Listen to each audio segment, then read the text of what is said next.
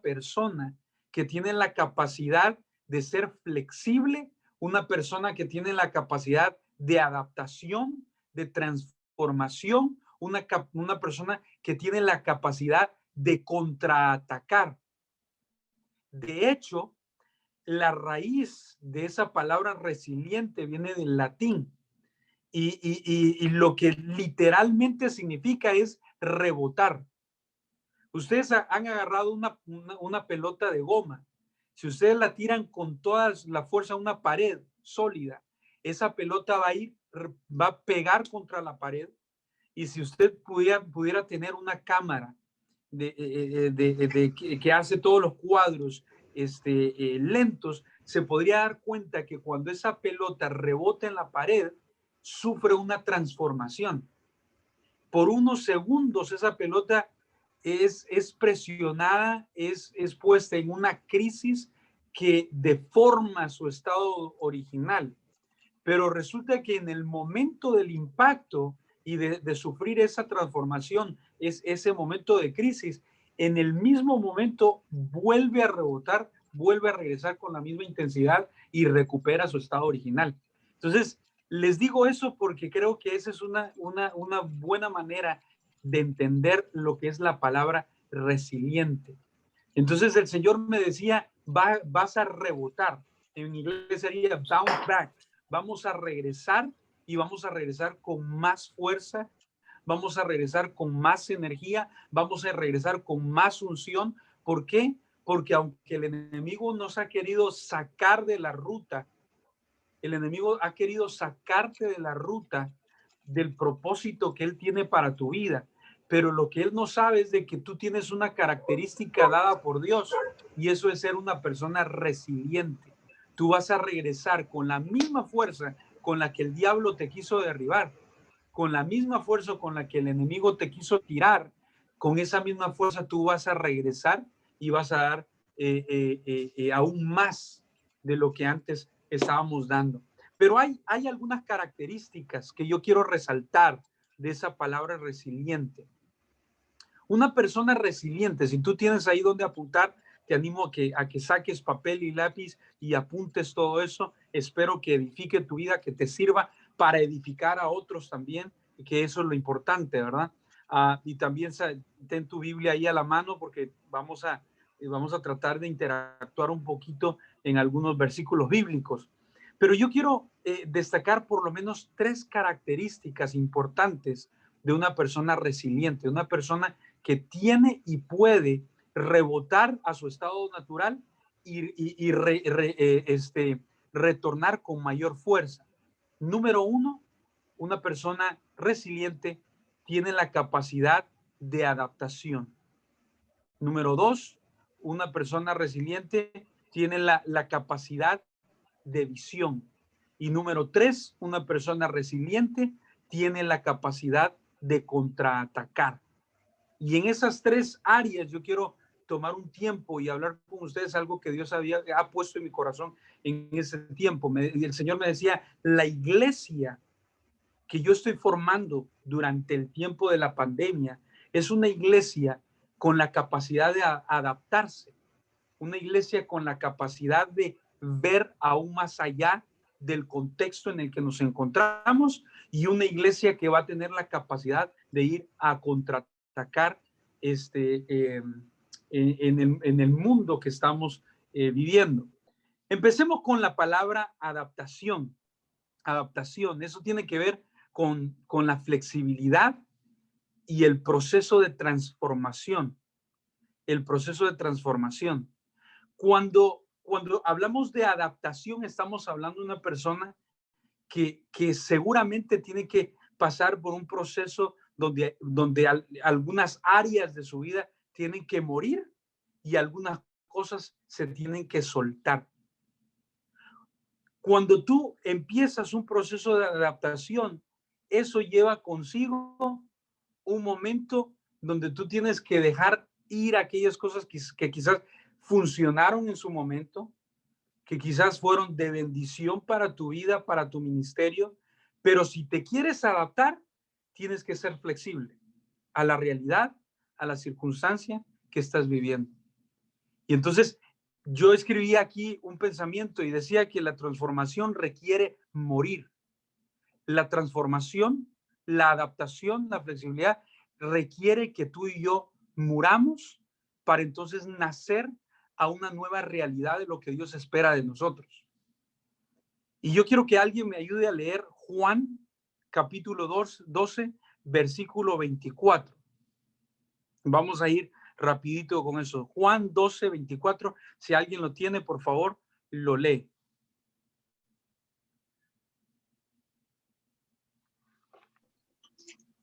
Amén. De cierto os digo, que si el grano de trigo no cae en la tierra y muere, queda solo, pero si muere, lleva mucho fruto. Dijo alguien en algún momento que el analfabetismo del siglo XXI es la persona que no tiene la capacidad de desaprender para volver a aprender. Y la Biblia dice que la semilla que no cae a tierra y muere, queda sola, pierde su propósito. Es decir, no tiene ninguna razón de su existencia si la semilla no cae a tierra, muere para luego crecer en ese contexto de muerte. Entonces, cuando nosotros entramos en momentos como el que vivimos el año pasado, nosotros entramos en un proceso donde vamos a morir. El Señor nos lleva a una muerte del pasado, de las estrategias que quizás en algún momento nos funcionaron, pero ahora nosotros tenemos que renacer a un nuevo llamado, a una visión que corresponde al contexto que estamos viviendo. Alguien la semana pasada hablaba conmigo y me decía, Juan Carlos, es impresionante que en estos pocos meses yo he tenido que tirar todo aquello que antes hacía, todo lo que yo trabajaba, los proyectos que estábamos trabajando, y tuvimos que reinventarnos. Eso fue como que morir a nosotros para dar vida a un proceso nuevo del Señor en nuestras vidas. Entonces, el primer principio que yo te quiero dejar aquí es de que para nosotros ser personas resilientes y personas adaptables, tenemos que aprender a morir y dejar ir algunas cosas que aún tenemos agarradas y no hemos soltado. Yo estaba viendo un video la otra vez de una tribu en África, de cómo ellos hacían para capturar a unos monos, simios, no sé qué especie de monos serán ellos, esos, pero la estrategia que ellos utilizan me encantó, porque lo que ellos hacen es de que primero dejan que estos monos los observen, ellos son muy curiosos, y entonces ellos vienen, abren un agujero y meten un palo dentro de ese agujero, de un árbol o de cualquier cosa, pero meten un palo. Entonces, la curiosidad de ese mono no los deja en paz y tienen que llegar en algún momento, meten su mano, toman ese palo, solo es un palo, no es nada, solo es un palo, y están tratando de sacar el palo, pero claro, el agujero es demasiado pequeño para que el mono pueda sacar su mano con el palo. Y entonces, en todo ese proceso, a ellos les da tiempo de capturar al mono. El mono lo único que tenía que hacer era soltar el palo y estaba libre para poder correr y no ser capturado. Pero eso es una enseñanza para nosotros porque muchas veces nos sucede eso. Nosotros a veces tenemos tan agarrado algo que ha sido de bendición para nuestras vidas, pero ya tenemos que soltarlo. Yo no sé qué es lo que Dios está pidiendo en este momento en tu vida, en tu ministerio, en lo que estás viviendo, que tienes que soltar, que tienes que dejar ir para aceptar y poder estar abierto a lo nuevo que Dios tiene para tu vida. Yo quiero que alguien me lea, por favor, Lucas 13, versículo 1 al 9. Lucas 13, versículo 1 al 9.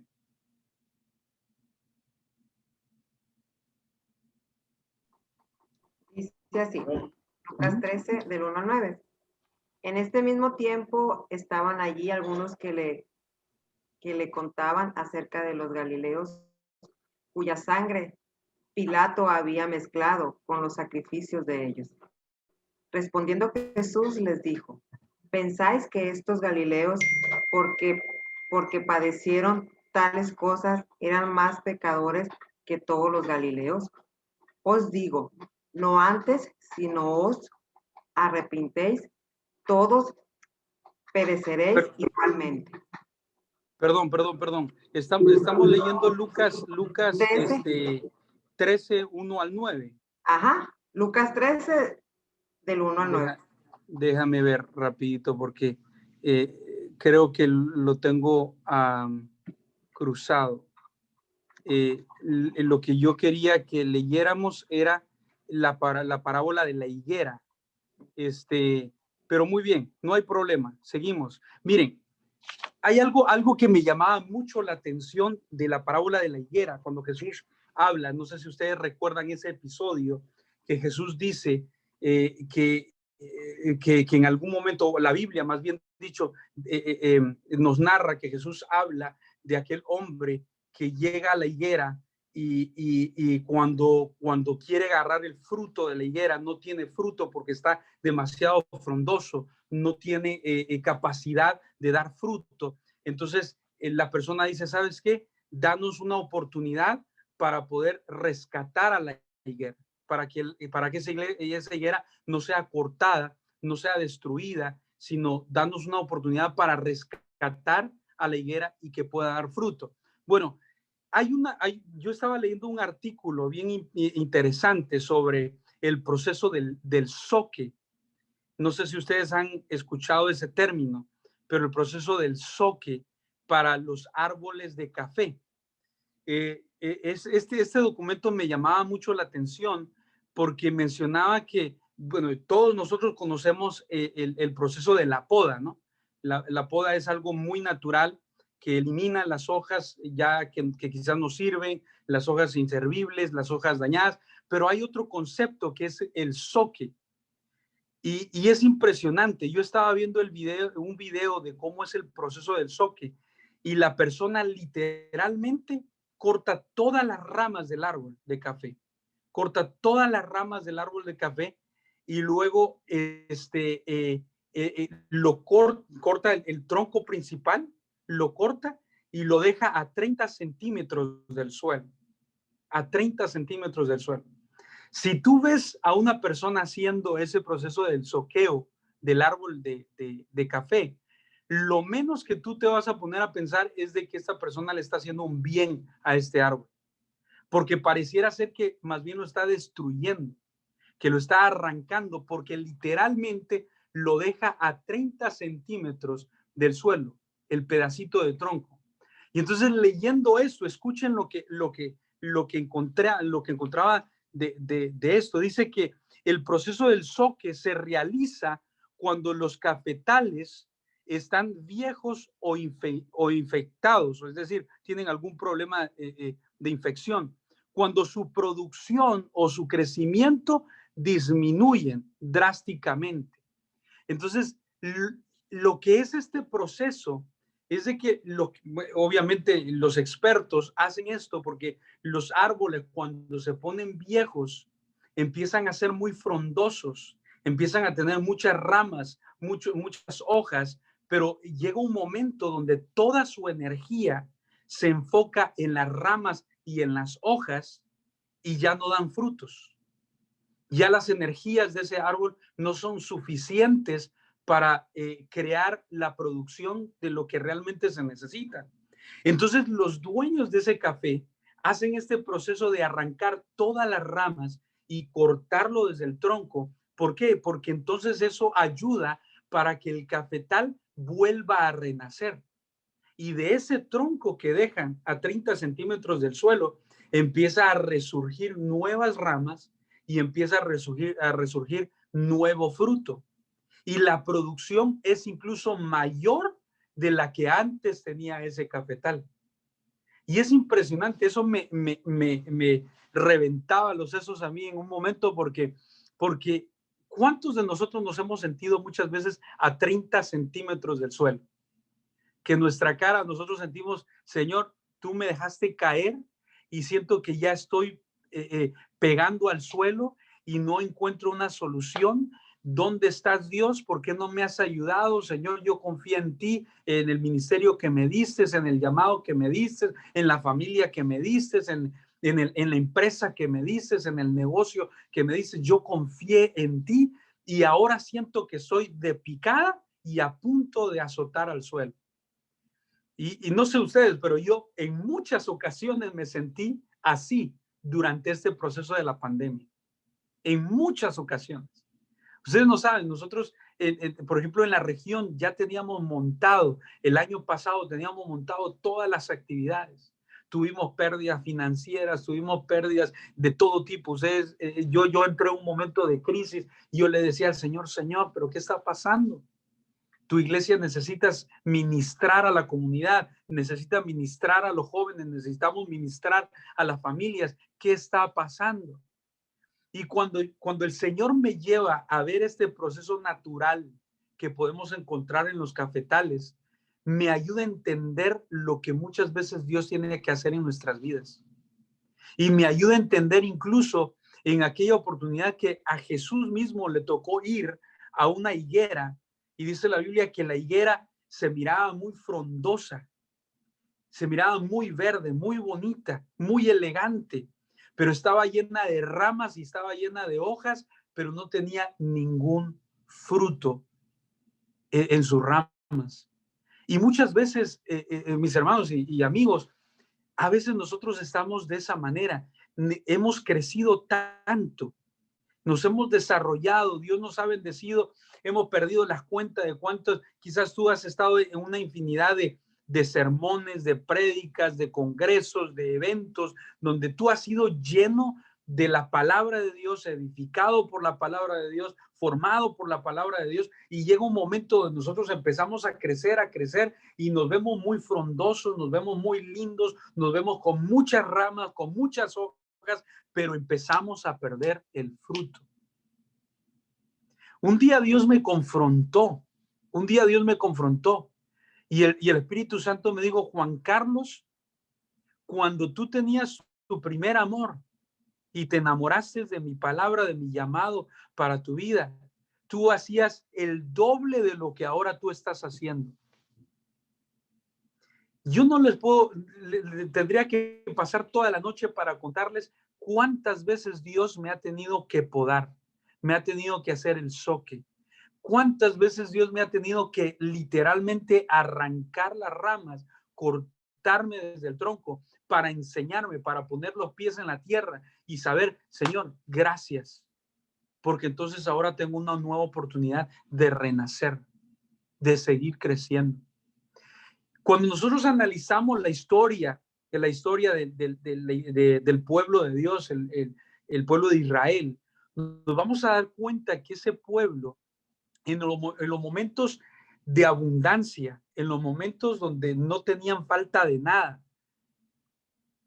se les hacía muy fácil apartarse del camino del Señor, del llamado de Dios para su vida, del propósito de Dios para ellos. Pero cuando venía la crisis, cuando venía el problema, cuando venía la persecución, la cautividad, entonces ellos volvían su rostro al cielo y le decían, Señor, por favor, ayúdanos, sácanos de esta situación, libéranos de este problema que nos encontramos. Y yo les voy a decir, en mi testimonio personal, yo he aprendido más de las crisis que de los momentos, si ustedes quieren llamarlo, felices, o los momentos agradables, o los momentos de éxito, o los momentos de gloria. Yo he aprendido más en aquellos momentos donde yo he tenido que estar en el silencio, en mi cuarto, llorando delante del Señor, diciéndole, Señor, ¿qué puedo hacer? No encuentro otra manera. En esos momentos es donde el Espíritu Santo ha edificado mi vida, me ha formado. Entonces, si tú te has sentido, y yo quiero empezar por eso, porque estoy hablando del primer punto, el punto de poder nosotros ser flexibles, de ser adaptables. ¿Cómo nosotros somos adaptables? Cuando el Señor nos pasa por un proceso de adaptación. Y si tú te has sentido así en este momento, si tú has sentido que en tu ministerio no estás dando fruto, o quizás no estás dando el fruto que tú quisieras dar, Si tú sientes que al contrario estás gastando muchas energías y sientes que estás corriendo en un mismo lugar y corriendo, todos hemos pasado por ese momento donde estamos tan cargados de trabajo, de presión, de actividades, que descuidamos nuestro fruto. Recuérdate, y mira, esto es importantísimo, recuérdate que tus frutos no son la cantidad de eventos que tú organizas en tu iglesia.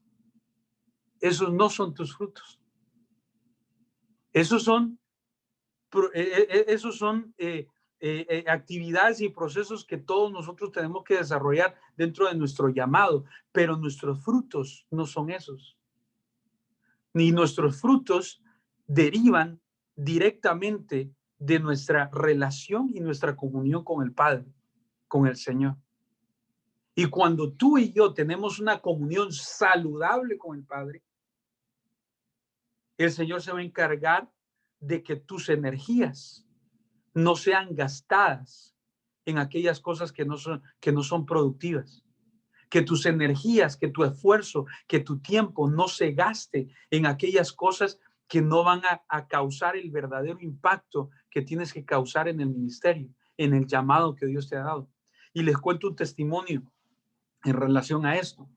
En un campamento que nosotros tuvimos de jóvenes, llegó un momento que todas las cosas estaban saliendo mal. Todas las cosas estaban saliendo mal. Nada nos salía bien, el clima empezó a llover, teníamos que hacer actividades, tuvimos un día muy malo y estábamos estresados, todos tratando de resolver el problema, resolver la situación. Y el Señor habló a mi corazón y me dijo: Juan Carlos, detente, simplemente detente, ya no sigas haciendo nada más. Yo llamé a mi equipo en ese momento, les dije, dejen todo lo que están haciendo y vengan. Muchos de ellos me dijeron: pero Juan Carlos, pero ¿quién va a hacer esto? Tenemos que hacer esto. No, el Señor me dijo: detengámonos y lo vamos a hacer. Hay cosas urgentes, hay cosas importantes, pero en ocasiones tenemos que detenernos, porque es tan importante que tenemos que tomarnos nuestro tiempo para visualizar y para afinar nuestro oído espiritual a lo que el Señor quiere decir y quiere hacer en nuestras vidas. Yo recuerdo que en ese día nos reunimos, detuvimos todo y todos estábamos estresados, pero Dios me dijo: detén todo, y entonces llamé al equipo, empezamos a orar, una presencia del Señor descendió hermosa en medio de nosotros.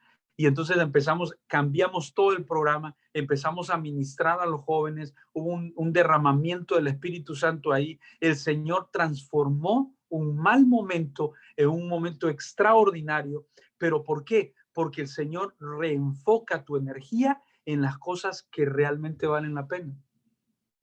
Miren, les voy a leer algo que encontré sobre la soca que me interesó. Dice: si un cafeto se le permite hacerse frondoso, escucha bien esto, si un cafetal o cafeto se le permite hacerse frondoso, la luz y el aire no llegan a todas las partes del árbol.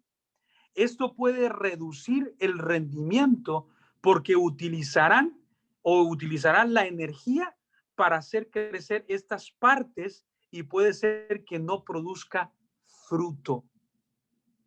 ¿Sabes? Lo peor que te puede pasar a ti y me puedes pasar a mí es de que nuestro orgullo o nuestras ramas frondosas empiezan a crecer demasiado grandes. Porque como en la naturaleza, esas ramas y esas hojas impiden que la luz y el aire entre al centro del tronco. Y mira lo que sigue diciendo: y las plagas y las enfermedades también pueden prosperar en la oscuridad. ¿Qué pasa cuando un árbol se vuelve frondoso? Empieza a haber oscuridad dentro. Por fuera se mira lindo, pero por dentro está oscuro. Empieza a existir oscuridad. Y eso causa humedad dentro del tronco y eso genera enfermedades. Entonces, un tronco saludable o un árbol saludable no necesariamente es el frondoso, sino el que da frutos. Tú encárgate de dar frutos. ¿Cuáles son esos frutos que necesitamos dar? Amor, mansedumbre, todos los frutos que nosotros conocemos del Espíritu Santo, el fruto del Espíritu Santo, todo eso nosotros tenemos que encargarnos de producirlo en nuestra vida. Y eso va a bendecir todo lo que hagamos. Todo lo que toques, todo lo que hagas, todo lo que salga de tu boca, todos los proyectos que tú te propongas van a ser dirigidos por Dios. ¿Por qué? Porque entonces estás reorientando tus energías a lo que sí es importante y a lo que es correcto hacer. Dice también, y termino aquí con este ejemplo del zoque para avanzar en los otros puntos. Dice que el zoque también elimina todas las hojas y las ramas improductivas, dañadas o que no sean necesarias. Mira, yo quiero que notes que no necesariamente el proceso del zoque elimina lo que está dañado. Porque hay cosas dañadas que se tienen que eliminar, pero no necesariamente tienen que estar dañado. Pero sí puede ser improductivo. Hay cosas lindas. ¿Qué te quiero decir con esto? Hay cosas lindas que tú puedes tener en tus manos, proyectos, sueños lindos que tú puedes tener en tus manos, que no son malos, que no tienen nada de malo, al contrario, son buenos, pero no son productivos para la visión y el llamado que Dios puso en tu vida. Y cuando tú y yo enfocamos nuestra energía y nuestro esfuerzo a todas esas cosas lindas, entonces terminamos haciendo de todo, pero no concluyendo en el propósito y en el llamado que Dios nos ha dado. Yo le decía a una persona que lo difícil no es escoger entre algo bueno y algo malo. Lo difícil es escoger entre muchas cosas buenas. Y algo que tú te vas a dar cuenta es que cuando tú estás en la voluntad de Dios van a abrirse muchas oportunidades. Muchas puertas se te van a abrir. Muchas opciones se te van a abrir. Muchas posibilidades para desarrollar tu talento, para desarrollar tu ministerio se van a abrir. Pero no todas esas puertas, no todas esas oportunidades van a servir a la causa del propósito que Dios tiene para tu vida. ¿Quieres llegar a la cima de lo que Dios quiere para tu vida? Reorganiza tus prioridades y enfócate en el llamado. Aunque vengan cosas buenas. El zoque se encarga de eliminar lo malo y lo bueno que no es productivo. Aquellas cosas que no sirven para el propósito de generar fruto. ¿Qué es más importante? ¿El fruto o lo que se ve? Yo creo que lo más importante es el fruto. Y en eso nosotros tenemos que echarle ganas, echarle ganas, echarle ganas, echarle ganas. Si tú quieres tener éxito en lo que haces, dedica más tiempo en oración que en planificación. Si tú quieres tener verdaderamente éxito en lo que sale de tu vida para bendecir a las personas que están contigo, dedica más tiempo a los frutos que a la actividad en sí. Ahora, el otro punto de una persona resiliente, hablé sobre el proceso de adaptación. El Señor nos va a meter en ese proceso, nos va a cortar y quizás muchos de nosotros estamos en ese proceso ahora mismo, donde el Señor ha tenido que bajarnos a 30 centímetros del suelo para entonces poder renacer algo nuevo en nuestras vidas. Pero luego, no solo tenemos que ser adaptables, no solo tenemos que permitir que el Señor haga ese proceso de adaptación en nuestra vida, sino que tenemos que extender nuestra visión. Tenemos que tener la capacidad de ver aún en el proceso, aún en la crisis, aún en el momento donde nosotros sentamos, Señor, ¿qué hiciste conmigo? Ya no tengo nada a mi alrededor. Parece ser que los recursos se terminaron. Tenemos que extender nuestra vista. Juan capítulo 4, versículo 35. Si alguien me lo puede leer rapidito se los agradecería. Juan capítulo 4, versículo 35, el que lo tenga.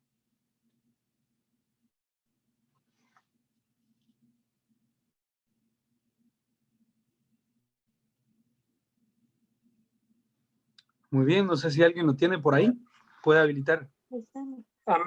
¿No decís Amén. vosotros, aún falta 4 meses para que llegue la siega?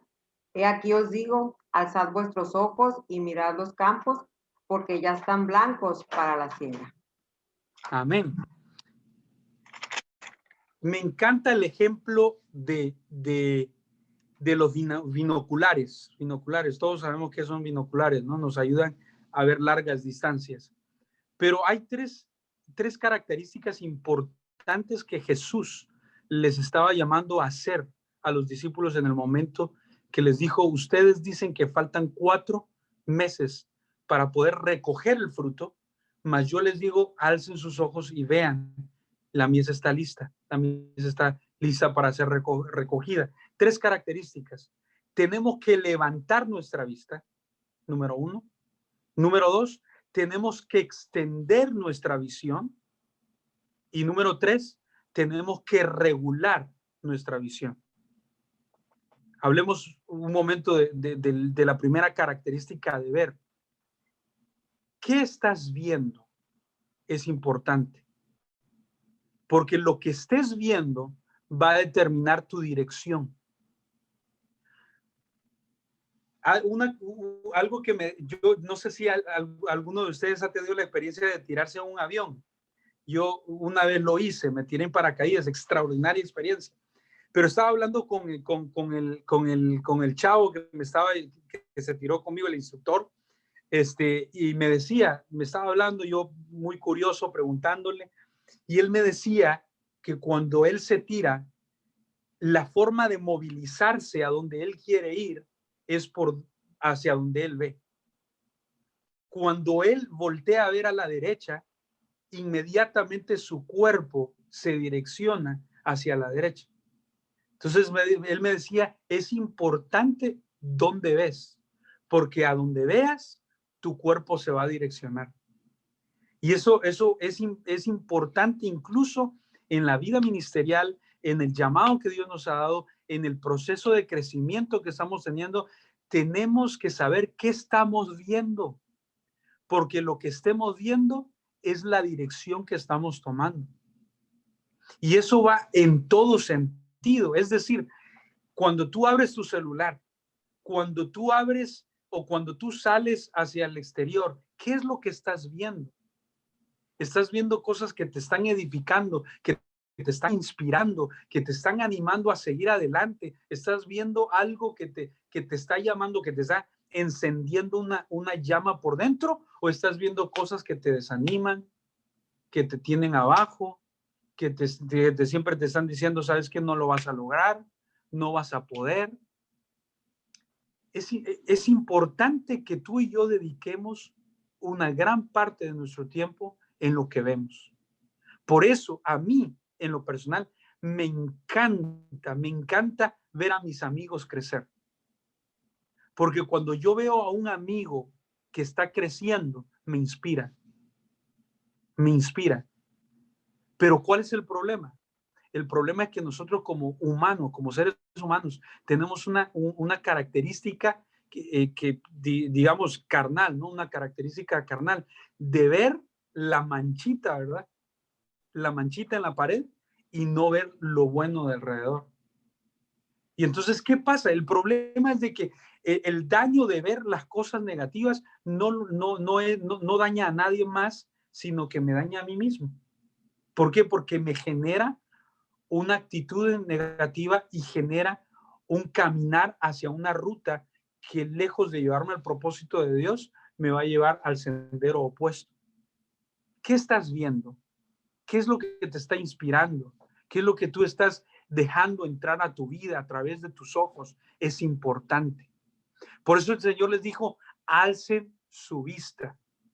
Tal vez tú y yo por mucho tiempo hemos estado viendo hacia abajo, hacia los pies, o hemos estado distraídos viendo otras cosas que no tenemos que ver.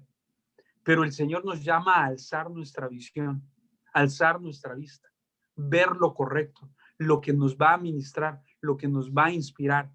Y número 2 dice que tenemos que extender la visión.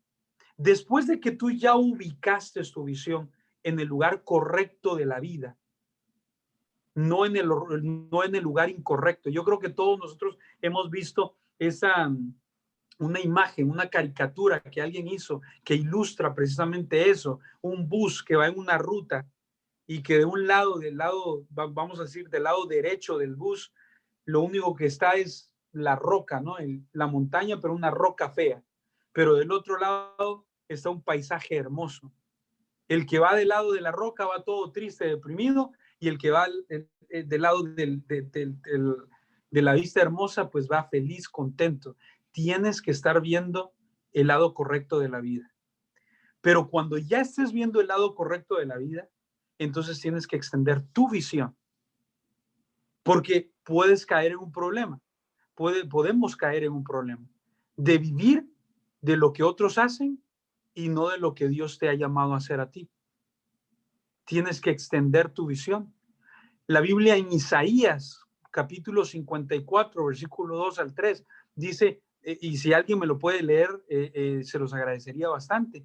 Isaías 54, versículo 2 y 3. Si alguien lo tiene, ayúdeme por favor con eso. Isaías 54, 2 al 3. Ensanchad el sitio de tu tienda y las cortinas de tus habitaciones sean extendidas, no seas escasa. Alarga tus cuerdas y refuerza tus estacas, porque tú extenderás la mano derecha y la mano izquierda, y tu descendencia heredará naciones y habitará las ciudades asoladas. Amén. Lo que está diciendo la palabra es el estatus del pueblo de Israel y de los pueblos nómadas en ese momento era el tamaño de su casa. El tamaño de la casa de una persona o de la carpa de una persona en ese momento de la historia determinaba su riqueza, determinaba su visión, determinaba qué tan grande y qué tan poderoso era la persona. Entonces, qué interesante, porque en Isaías, si ustedes recuerdan bien la historia del pueblo de Israel, durante el tiempo de Isaías, el pueblo de Israel estaba en un ataque de los babilonios, y los babilonios habían matado a sus hombres y habían esterilizado a sus mujeres. Es decir, las mujeres no podían tener hijos. Entonces, la única razón lógica para que una familia pudiera extender su carpa era porque tenían muchos hijos, y muchos hijos era sinónimo de riqueza, de futuro, de prosperidad, de visión.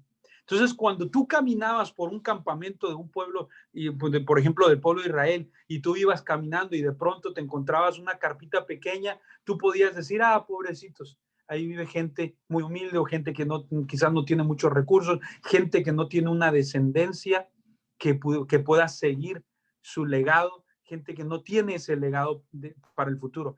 Pero si tú ibas caminando y de pronto te encontrabas una carpa gigante, tú podías decir, esa persona tiene futuro, esa persona tiene una descendencia que va a continuar su legado. Entonces, en otras palabras, el Señor le estaba diciendo al pueblo de Israel, no mires tu realidad de esterilidad, no mires la realidad en la que te encuentres, empieza a extender tu visión. Porque lo que ellos tenían que hacer al extender la carpa era primero ver lo que Dios iba a hacer en sus vidas. La promesa de que el Señor les iba a dar un legado mayor del que en ese momento ellos podían soñar tener. Entonces, mis queridos amigos y hermanos, tenemos que extender nuestra visión. Si Dios te ha llamado a algo, a un ministerio, no te conformes.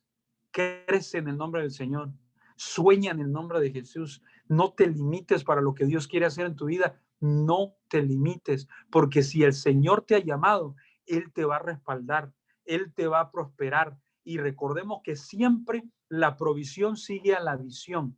La visión siempre va primero. El problema es que muchas veces nosotros queremos primero tener la provisión, la economía, los recursos, para entonces después tener una visión o caminar hacia la visión. Pero en el Señor la matemática es diferente. El Señor primero nos llama a creer y entonces luego el Señor derrama de su bendición, de sus recursos, para que tú y yo podamos alcanzar ese propósito. Y número 3, en esa misma línea de la cualidad de ver, de poder visionar, es tenemos que regular nuestra visión. Cuando tú ves en un largavistas o en un binocular, tú te das cuenta que depende a la distancia que tú estás viendo, tú tienes que graduar el lente para entonces ver con claridad. Porque si tú no gradúas el lente, lo único que tú vas a ver es algo borroso, puras manchas, y te va a costar mucho distinguir lo que estás viendo, porque no estás graduando los lentes al enfoque correcto para ver lo que Dios te está dando.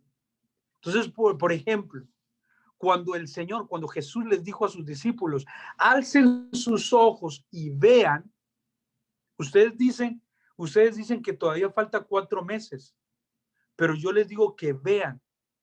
Es decir, ellos tuvieron que graduar su fe para poder ver algo que humanamente no podían ver, que físicamente era ilógico. Entonces el Señor los estaba retando, los estaba llamando a ver algo que aún no existía, algo que aún no era lógico o humanamente posible tener. Tuvieron que graduar su fe. Y eso es lo que te estoy diciendo en este momento. El Señor me dice que te diga, gradúa tu fe al nivel del llamado que tengo para tu vida. No al nivel de tus sueños, al nivel del llamado que Dios tiene para tu vida. Gradúa. ¿Sabes por qué? Porque muchas veces nosotros queremos graduar nuestra visión según lo que nosotros queremos ver o lo que nosotros queremos hacer. Pero ¿qué es lo que el Señor quiere hacer? ¿Qué es lo que Dios quiere hacer? Es el llamado de Dios para tu vida. A eso tenemos que graduarlo. Y digo esto porque muchas veces lo que Dios nos llama a hacer no es fácil.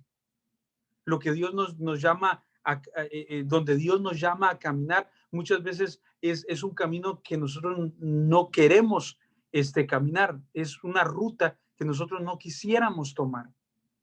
Pero cuando Dios te llama a esa ruta, tú y yo tenemos el reto, la obligación de decirle al Señor, Señor, ayúdame a graduar mi visión, no a mi voluntad, sino a tu voluntad. Mira qué importante, porque cuando Jesús estaba orando al Padre antes de ser entregado, antes de ser traicionado, si tú te has sentido traicionado, pregúntale a Jesús cómo se sintió cuando una persona querida que amaba lo traicionó. Pero en ese momento, a punto de ser traicionado, a punto de ser llevado cautivo, dice la Biblia que Jesús le oró al Padre y le dijo, Padre, si es posible que pase de mí esta copa, que pase de mí esta copa, pero aquí viene lo importante, pero que no se haga mi voluntad, sino se haga la tuya.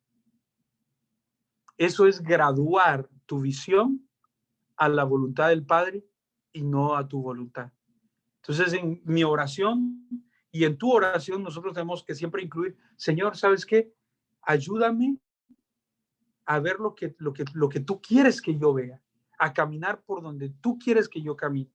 No voy a querer hacerlo, no voy a poder hacerlo, pero si tú lo quieres, lo voy a hacer. Acabo de vivir una experiencia impresionante. Un amigo mío, Chepe Putsu, el pastor Chepe Putsu, él es de Guatemala. Él empezó un movimiento que se llama Legendarios. Yo había escuchado un poquito de ese movimiento, realmente no había indagado mucho sobre ese movimiento, pero él me dijo, tienes que venir a este legendario, Va a estar aquí Miel San Marco, va a estar Juan de Montreal, va a estar algunos pastores, apóstoles. Va a ser una actividad hermosa, tienes que venir. De hecho, por eso estoy ahora aquí en Florida, porque acabamos el domingo pasado de terminar esa experiencia. Impresionante, impresionante. Una experiencia que me ayudó a entender y a poner en práctica lo que les estoy diciendo en este momento. Van a haber muchas ocasiones en nuestra vida que vamos a querer caminar por una ruta diferente a la que el Señor, a la que el Padre te ha llamado a caminar. Y voy a ir aterrizando por aquí. Y número 3, el principio número 3, tenemos que contraatacar. Mateo 16, 18. Si alguien tiene, por favor, ese versículo en Mateo 16, 18, me encantaría que me ayudaran a leerlo.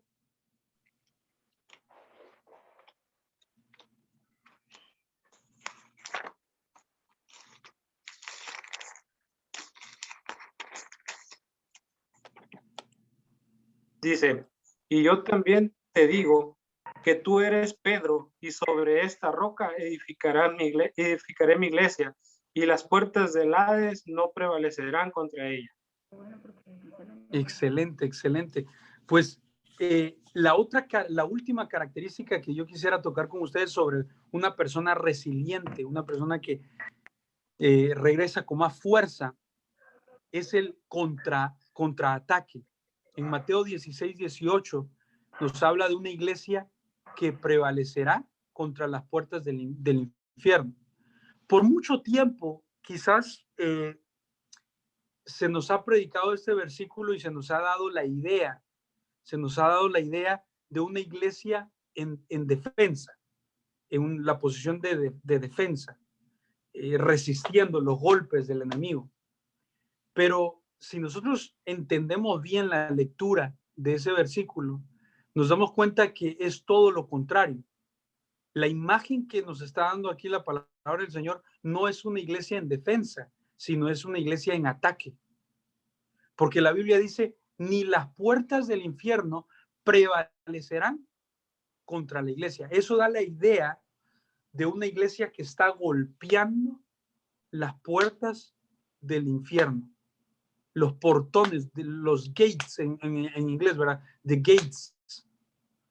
Los portones del infierno. Está golpeando una iglesia que está atacando contra la obra del enemigo.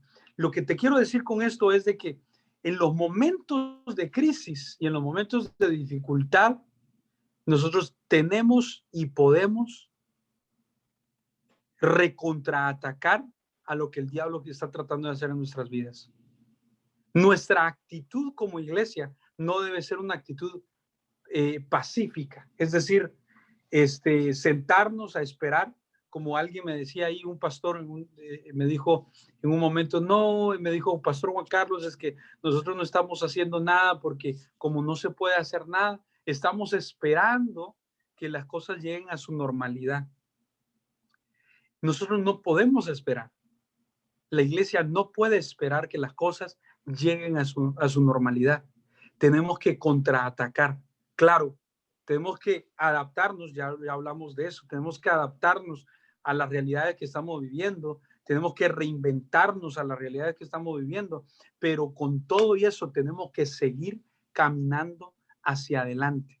Me bendice un amigo mío en Sur de Carolina que me estaba contando su testimonio. Él es pastor, plantó una iglesia en Sur de Carolina y me decía, Juan Carlos, durante la pandemia, durante las crisis que estuvimos viviendo aquí, es donde más la iglesia me ha crecido. Es donde más Dios me ha bendecido, es donde más Dios me ha dado estrategia para poder alcanzar a las comunidades.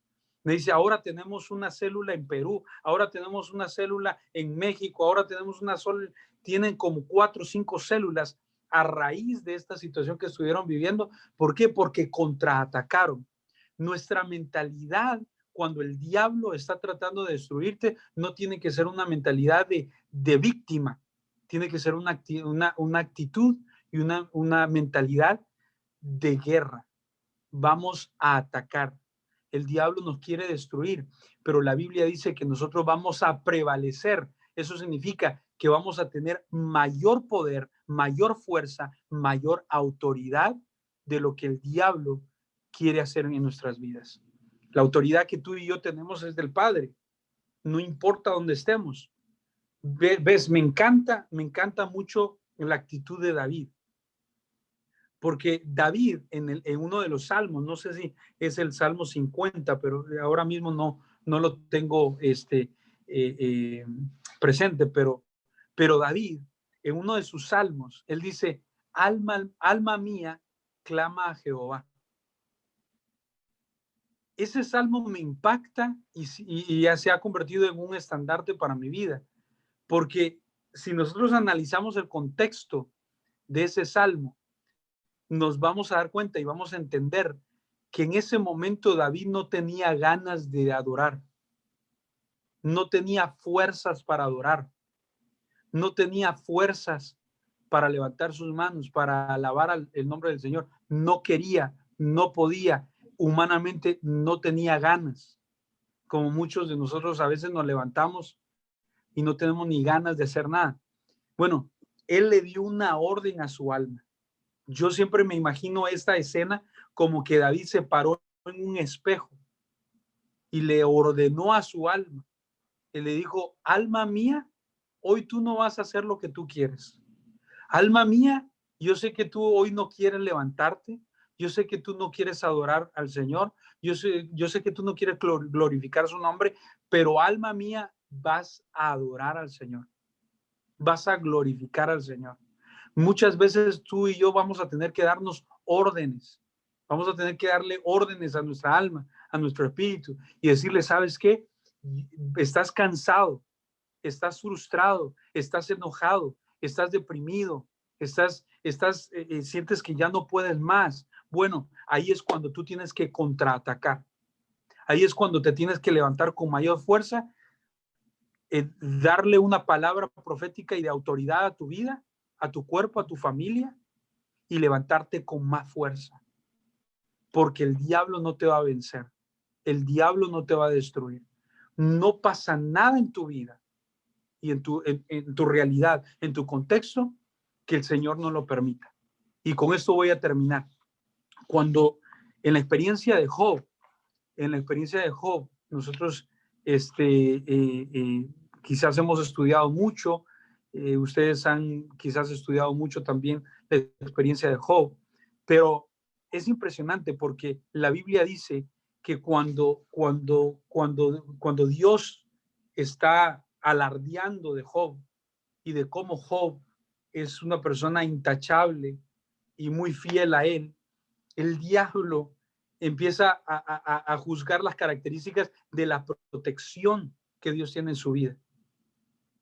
Y entonces Dios permite que el diablo toque sus finanzas, que toque incluso su salud, que toque su familia, que toque todo en su vida. Fue tocado por el diablo. Pero Job renegó. Job humanamente quería morirse. Job peleó con Dios, renegó con Dios, pero al final del camino me encanta. ¿Saben por qué? Porque Job le dice al Señor, Señor, yo sé que aún después de deshecha está mi carne, aún del polvo, dijo Job, yo sé que tú me vas a levantar. Eso es tener convicción. Eso es tener una actitud de contraataque, de decir, ¿sabes qué? Yo sé que las cosas no están caminando como quisiéramos que caminen, pero mi actitud va a ser de glorificar el nombre del Señor y de seguir adelante en el nombre del Señor. Yo te quiero dar esa palabra y quiero animarte en esta noche. Yo no los conozco, a muchos de ustedes no los conozco y no sé cuáles sean sus batallas, yo no sé cuáles sean sus retos en este momento, pero lo que sí quiero dejarte en tu corazón y en tu mente es no te rindas, contraataca. La Biblia, ahorita viene a mi mente sobre aquel episodio donde el Señor habla al pueblo de Israel y le dice, los compara más bien con los bueyes de carga, con estos animales fuertes. Y les dice en Isaías, de hecho, en Isaías es una profecía que Dios le da al pueblo de Israel. Y los compara con estos animales de carga y les dice que llegará el tiempo donde la carga será quitada de sus hombros y el yugo se pudrirá a causa de la unción. Y aquí viene algo interesante que el Señor hablaba a mi corazón hace unos meses atrás. El Señor me decía, Juan Carlos, el yugo, ustedes saben que el yugo es un aparataje de madera que ponen en el cuello de estos animales para que no tengan un libre caminar, sino que caminen hacia la dirección que ellos necesitan caminar. Pero el Señor me decía, esa unción de la que yo hablo en este versículo es un pacto con el sacrificio y el esfuerzo. ¿Por qué un pacto con el sacrificio y el esfuerzo de mi pueblo? ¿Por qué? Porque resulta que estos animales, cuando estaban caminando bajo el sol por horas, esos animales empezaban a segregar un sudor, una grasa salina, que era lo que empezaba a penetrar en ese yugo de madera. Y si el dueño no tenía cuidado, ese sudor que emanaba del esfuerzo, que emanaba del sacrificio, que emanaba del cansancio de esos animales, empezaba a penetrar el yugo al punto que empezaba a caer y se empezaba a podrir por pedazos. Y el Señor me decía, mi pueblo está pidiéndome por una nueva unción. Mi pueblo me está pidiendo por unción, pero lo que no sabe mi pueblo es de que la unción que yo les voy a dar va a emanar de ellos mismos, de las lágrimas que han derramado, del sacrificio que han derramado, del esfuerzo que han derramado. Todo ese sacrificio no es por gusto, no lo has hecho por gusto. Eso se ha ido acumulando y ahora el Señor lo ha bendecido para que se convierta en unción. Todo ese sacrificio ahora se convertirá en unción en tu vida para hacer lo que tengas que hacer. Así que mis queridos, que el Señor les bendiga, que el Señor multiplique sus fuerzas, que el Señor los haga resplandecer en todo lo que hagan. Y yo quiero terminar esta reflexión con una oración pidiéndole al Señor que haga su voluntad en sus vidas. Así que ahí donde están, cierren sus ojos, vamos a orar. Padre, en el nombre de Jesús, te damos gracias porque tú eres bueno, tú eres maravilloso, tú eres el que nos sostiene cada día, Señor. Tú has hablado en nuestros corazones y te agradecemos, Señor, porque hablas fuera, en tiempo y fuera de tiempo, Señor, a nuestras vidas. Te pido, Señor, que multipliques las fuerzas a cada uno de mis hermanos aquí presentes, que pueda, Señor, desarrollar y poner esa visión en sus corazones y respaldar esa visión que tú estás poniendo en sus vidas, Señor. No son tiempos fáciles, pero son tiempos donde tú nos has llamado a crecer. Son tiempos donde tú nos has llamado a seguir caminando, a avanzar, Señor. Y eso es lo que queremos hacer. En el nombre de Jesús, aumenta nuestra fe, Señor. En medio de las circunstancias, si nos tienes que podar, si nos tienes que transformar, si nos tienes que cambiar, Señor, si nos tienes que reformar, hazlo, Señor, en nuestras vidas. Aunque sintamos que estamos tocando tierra, Señor, aunque sintamos que estamos cayendo, Padre Santo, ayúdanos a ser transformados por el poder de tu palabra, Señor.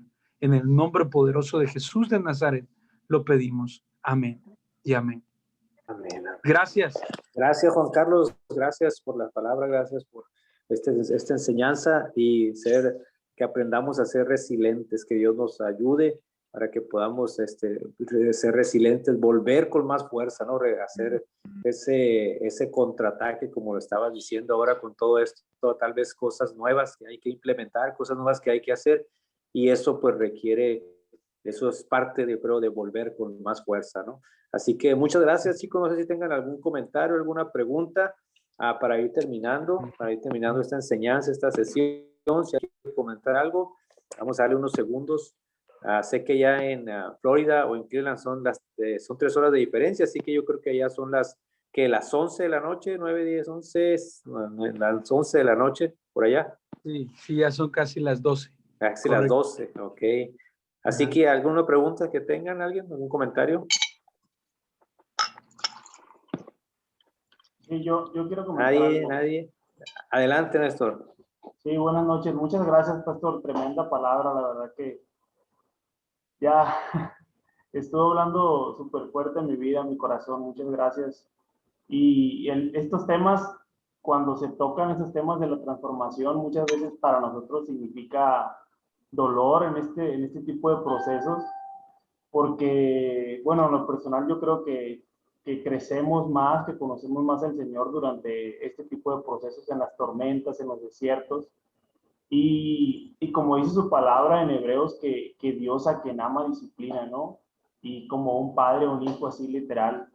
Pero esta disciplina yo considero que no nada más es pues por hacerlo, sino que me recuerda también en Juan cómo dice que Él nos escogió y nos comisionó para ir y dar frutos. Entonces muchas veces tememos al proceso, pero dejamos de ver como que el final, o como que dejamos de ver lo bueno del proceso, que es el ir y dar fruto y estar cumpliendo con lo que el Señor nos está encomendando, pues del por qué nos está escogiendo.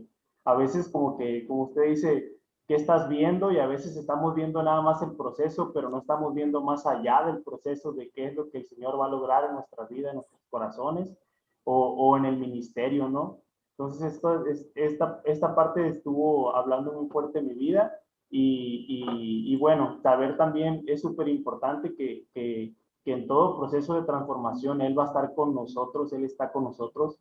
Lo dice en Mateo, cuando habla de la gran comisión, dice, yo estaré con ustedes hasta el fin del mundo. Entonces, el saber que Él está en medio de nosotros, que Él está con nosotros en este proceso de transformación, pues eso nos alienta, incluso en lo personal me alienta a decir, pues sígueme transformando, no importa que duela, sígueme discipulando, sígueme disciplinando, sígueme quitando todo eso, aquello que me impida lograr para lo que tú me has escogido, por lo cual me has llamado. Bueno, pues muchas gracias por su palabra, muchas gracias por este tiempo y pues bendiciones. Gracias, Néstor. Dios te bendiga. Y adelante. Gracias, Néstor. Gracias. ¿Alguien levantó la mano por ahí? ¿Sí? Reina. Adelante, Reina. No la levanté, pero sí. Pero sí voy a decir algo. No, bueno, adelante. Gracias. Muchas gracias, pastor. Tremenda palabra, la verdad me llevó mucho, aprendimos mucho, nos quedamos con estos ejemplos, ¿no? Que nos da del café, de todo eso. Y pues para seguirle echando ganas, ¿no? En las cosas de Dios y en nuestro crecimiento. Muchas gracias, Reina. Gracias. Le voy a pedir que abran sus cámaras, todos los que puedan, que abran su cámara más para tomar la foto. Y le voy a pedir, yo creo, si estás por ahí, Roger, disponible para que tomes la foto. Yo, como les digo, estoy acá en el teléfono, pero si pueden abrir ahí su cámara, Vania, por ahí, y Roger, ¿me puedes ayudar a tomar la foto, Roger? Sí, ok, ahí está Roger ya presto, ya listo a tomar ahí la foto nomás. Y tú nos dices cuándo, ¿no, Roger? Mira, Sí. Andreita se fue a la playa de San Carlos, Andreita. De San Carlos. ¿Ya están Ok. listos? Ya estamos listos. Tú cuenta. Vale, pues, ahí va. 1, 2, 3. Ahí fue. Ahí fue. Ok, ahí Sí, déjame insertamos a checar los que no hayan salido Dormido. despistados nomás. Ahí. dormidos porque ya es tarde. Sí, aquí No, ya sí, son como salieron bien. Mande, ¿salieron bien? Sí. Ok. Pues muchas gracias a todos. San Carlos, una vez más, gracias. Qué bueno que pudiste hacer. Gracias por tu tiempo. Gracias. Se fue. Aquí estoy. Todo bien, por allá. Se cayó la cámara. Se cayó Sí. Juan Carlos, se cayó. Está bien. Pues muchas gracias, Juan Carlos. Ahí estamos en contacto. Aquí te esperamos cuando ya puedas venir junto con tu esposa, que es de acá de Sonora también. Tiene raíces de acá de Obregón. Así que Dios te bendiga. Muchas gracias. Saludos a todos. Gracias una vez más. Dios los bendiga. Qué gustazo. Gracias, salud, nos vemos Luisa, nos vemos Vania, Roger, Andreita, Vania, Adiós. Reina, buenas noches. Néstor, buenas noches, saludos a todos.